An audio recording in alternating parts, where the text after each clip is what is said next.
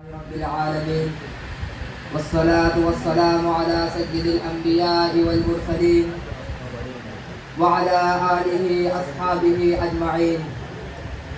أما بعد، أعوذ بالله من الشيطان الرجيم. بسم الله الرحمن الرحيم.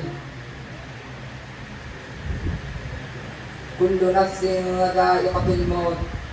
صدق الله العظيم.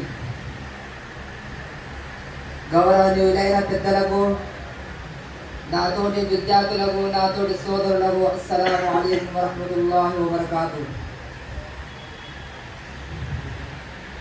సోదరులారా, నేను ఇప్పుడు మీ ముందు చావు అనే అంశంపై కొన్ని మాటలు చెప్పదలుచుకుంటున్నాను. అల్లాహ్ తఆలా నాకు సరైన మాటలు చెప్పే భాగ్యాన్ని ప్రసాదించుగాక.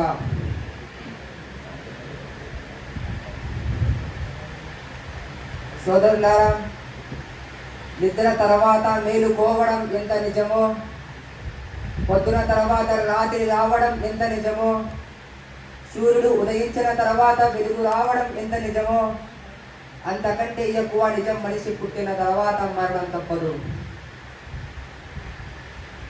దీనినే ఖురాన్లో ఇలా తెలియజేస్తున్నారు, కుల్లు నఫ్సిన్ దాయికతుల్ మౌత్, ప్రతి ఒక్క ప్రాణికి మరణం తప్పదు.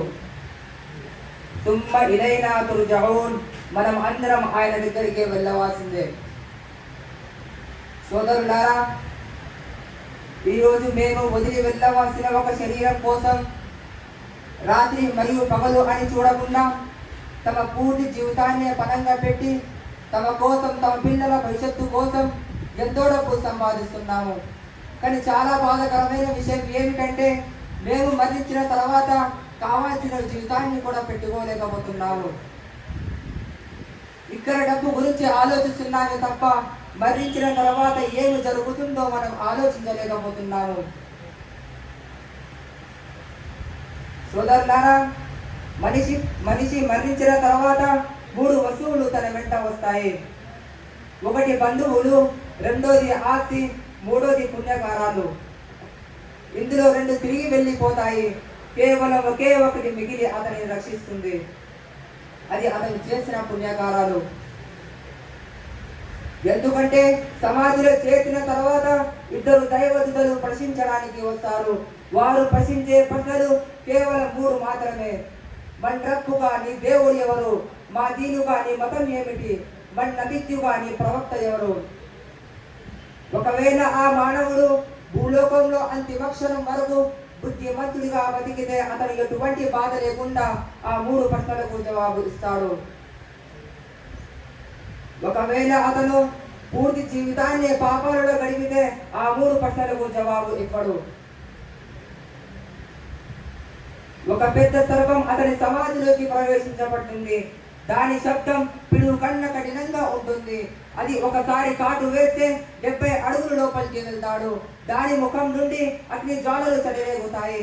అతని మాట వినేవారు, అతని ఇబ్బందిని దూరం చేసేవారు ఎవరు ఉన్నారు? కేవలం అతని అరుపులను నోరు లేని జంతువులు తప్ప ఎవరు వినరు.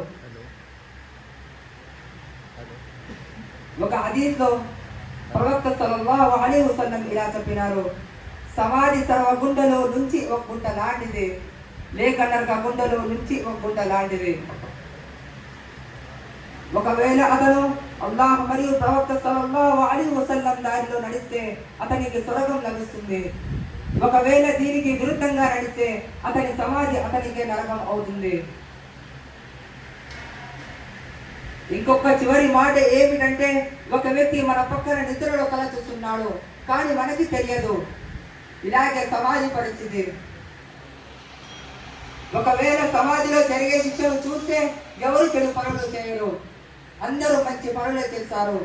దీన్ని బట్టి మనకి ఏమి అర్థం అవుతుంది అంటే, చనిపోక ముందే అల్లాహ్ యొక్క ఆజ్ఞను మరియు ప్రవక్త గారి పద్ధతులను పాటిస్తూ జీవితం గడపడానికి తౌఫీక్ ఇవ్వగాక. ఆమీన్. మా అలైనా ఇల్లల్ బలాగ్. అస్సలాము అలైకుం.